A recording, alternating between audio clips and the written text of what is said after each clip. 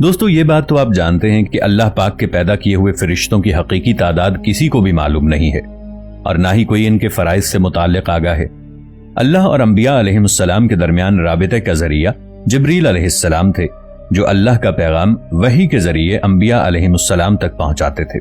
دوستو اب نبوت کا سلسلہ ختم ہونے کی وجہ سے وحی کا سلسلہ بھی ختم ہو چکا ہے۔ دوستو اتنا تو آپ سب جانتے ہوں گے کہ ایک بچہ جب پیدا ہوتا ہے تو وہ کس قدر شور مچاتا اور روتا ہے۔ اس کا تعلق چاہے جس مرضی مخلوق سے ہو، لیکن جیسے ہی فرشتے کی تخلیق ہوتی ہے وہ پیدا ہوتے ہی اللہ سبحانہ وتعالی کی حمد و ثنا اور تسبیح کرنے میں مشغول ہو جاتا ہے۔ فرشتوں کی تخلیق کا آغاز تخلیق جبرائیل علیہ السلام سے ہوا تھا۔ دوستو جہاں تک سوال یہ ہے کہ حضرت جبرائیل علیہ السلام کی عمر مبارک کتنی ہوگی، تو اس کے بارے میں حضرت ابو ہریرہ رضی اللہ تعالی عنہ سے روایت ہے کہ حضرت محمد صلی اللہ علیہ وآلہ وسلم نے حضرت جبرائیل علیہ السلام سے ان کی عمر کے بارے میں سوال فرمایا کہ آپ علیہ السلام نے اپنی عمر کے کتنے سال گزار لیے ہیں؟ تو حضرت جبرائیل علیہ السلام نے جواب دیا، اللہ کی قسم اس کے سوا میں کچھ نہیں جانتا کہ اللہ پاک کے نورانی حجابات میں سے چوتھے پردے میں 70,000 سال کے بعد ایک نوری تارا ظاہر ہوتا ہے۔ میں نے اسے 72,000 مرتبہ دیکھا ہے۔ آپ صلی اللہ علیہ وآلہ وسلم نے فرمایا، اے جبرائیل علیہ السلام، اللہ رب العزت کی قسم وہ تارا میں ہی ہوں۔ سبحان اللہ۔ جبرائیل علیہ السلام کے کان کی لو اور کندھے کے درمیان 700 سال کا فاصلہ ہے، اور اس بارے میں ابو خزیمہ رضی اللہ تعالی عنہ سے روایت ہے کہ نبی پاک صلی اللہ علیہ وآلہ وسلم نے فرمایا کہ یہ پرندے کی 700 سال کی اڑان کا فاصلہ ہے۔ دوستو حضرت جبرائیل علیہ السلام کہاں موجود ہیں، اس بارے میں حضرت محمد مصطفیٰ صلی اللہ علیہ وآلہ وسلم کا ارشاد ہے، حضرت جبرائیل علیہ السلام عین عرش معلیٰ کے نیچے رہتے ہیں۔ میں نے جبرائیل علیہ السلام کو دیکھا، ان کے 600 پر تھے اور وہ سارے عرش کو گھیرے ہوئے تھے اور اللہ پاک کے عطا کردہ تخت پر براجمان تھے۔ ان کے تمام پر پھیلے ہوئے تھے اور ان پروں میں سے زمرد اور موتی جھڑ رہے تھے۔ آپ صلی اللہ علیہ وآلہ وسلم نے فرمایا، ان کے پروں کا رنگ سبز ہے اور پاؤں کے تلووں کا رنگ بھی سبز ہے۔ ایک دن آپ صلی اللہ علیہ وآلہ وسلم بچوں کے ساتھ مشغول تھے کہ یکدم ایک شخص آیا اور آپ صلی اللہ علیہ وآلہ وسلم کو زمین پر گرا دیا۔ خوف کی وجہ سے آپ کے قریب کھڑے دوسرے بچے ڈر کر بھاگ گئے۔ آپ صلی اللہ علیہ وآلہ وسلم نے فرمایا کہ اس شخص نے میرا سینہ چاک کیا اور میرے دل کو اپنے ہاتھ میں پکڑ لیا۔ اس نے میرے دل میں سے ایک چیز نکالی اور کہا، یہ شر کا ذرہ آپ کے اندر تھا، اور اس کو نکال کے پھینک دیا، اور میرے دل کو سونے کی تشتری میں رکھ کر آب زمزم سے دھویا اور پھر میرا سینہ دوبارہ سی دیا۔ جب دوسرے بچے اپنے والدین کے ساتھ واپس آئے تو میں واپس پہلی حالت میں آ چکا تھا۔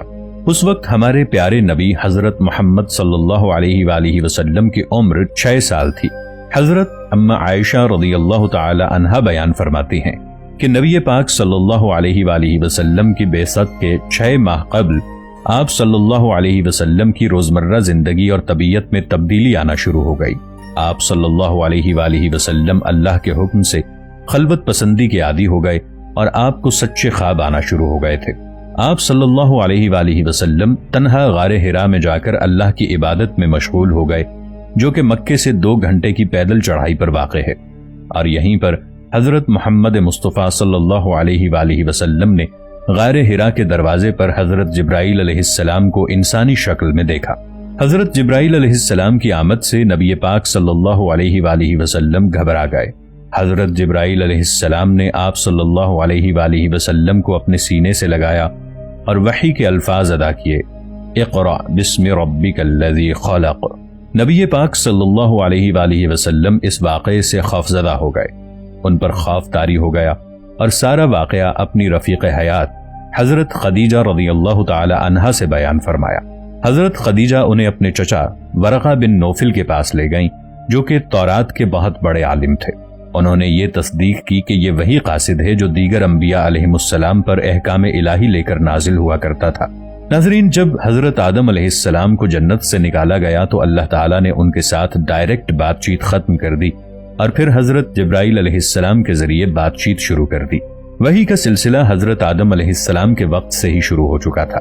جب حضرت آدم علیہ السلام دنیا سے تشریف لے کر گئے تب تک انسانوں کو دفنانے کا سلسلہ شروع نہیں ہوا تھا، تو اللہ تعالیٰ نے جبرائیل علیہ السلام کے ساتھ فرشتوں کو بھیجا۔ انہوں نے حضرت آدم علیہ السلام کو غسل دیا، آپ کو کفن مبارک لپیٹا اور پھر آپ کی تدفین کی۔ اس سے یہ بات واضح ہوتی ہے کہ حضرت جبرائیل علیہ السلام کا سلسلہ بنی نوع انسان کے ساتھ حضرت آدم علیہ السلام کے وقت کا ہے۔ اللہ تعالیٰ نے حضرت جبرائیل علیہ السلام کو نہایت تیز رفتاری عطا کر رکھی ہے۔ ایک دفعہ حضرت محمد صلی اللہ علیہ وآلہ وسلم نے حضرت جبرائیل علیہ السلام سے پوچھا، اے جبرائیل، کیا کبھی ایسا ہوا ہے کہ آپ کو آسمان سے زمین پر نہایت عجلت، نہایت مشقت کے ساتھ فوراً اترنا پڑا ہو؟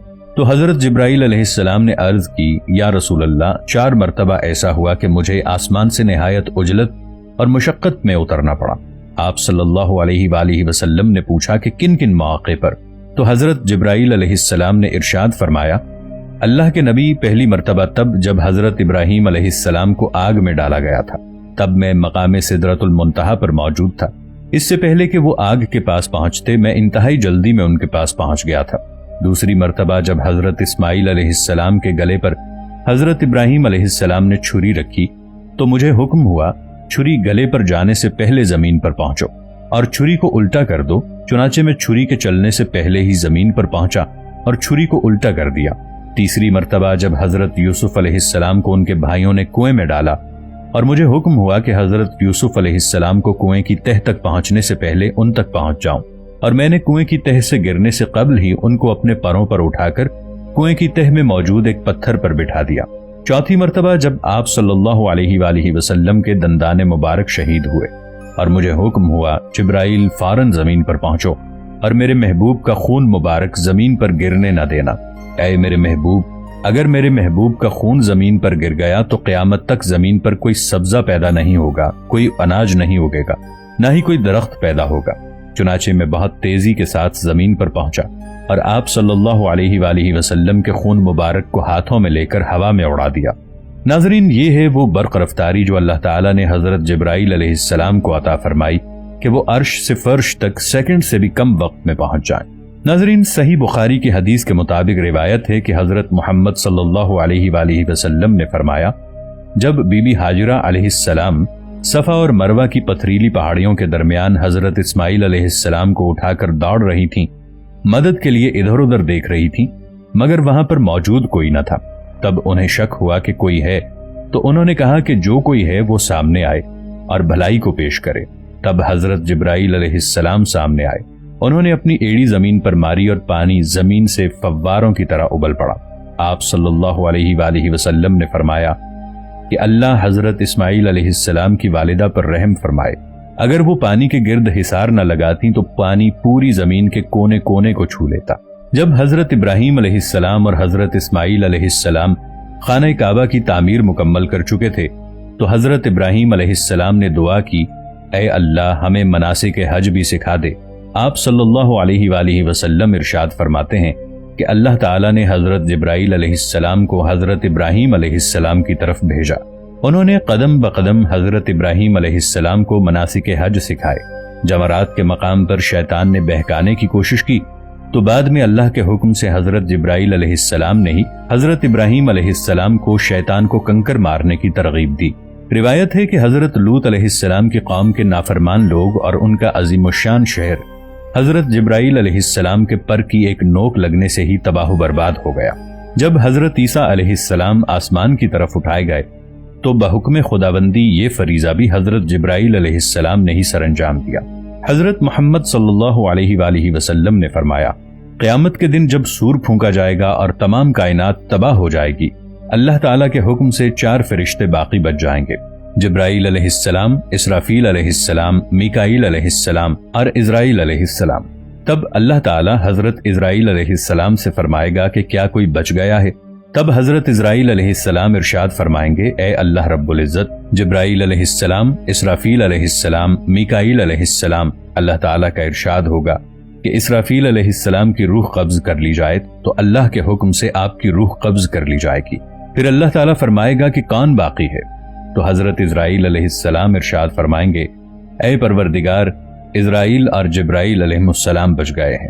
ان کو حکم ہوگا کہ حضرت جبرائیل علیہ السلام کی روح قبض کر لو اور اللہ کے حکم سے ان کی روح قبض کر لی جائے گی۔ اس وقت حضرت جبرائیل علیہ السلام کے پر پھیلے ہوں گے اور اللہ تعالیٰ کی حمد و ثنا کرتے ہوئے منہ کے بل گر جائیں گے۔ پھر اللہ تعالیٰ ارشاد فرمائے گا کہ کون بچا ہے؟ حضرت اسرائیل علیہ السلام ارشاد فرمائیں گے، اے میرے پروردگار، دونوں جہانوں کے مالک، اب اسرائیل علیہ السلام یعنی صرف میں بچ گیا ہوں۔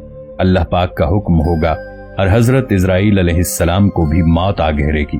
تب اللہ پاک فرمائے گا کہ ہر شے کو فنا ہونا تھا سوائے اللہ تعالیٰ کی ذات کے۔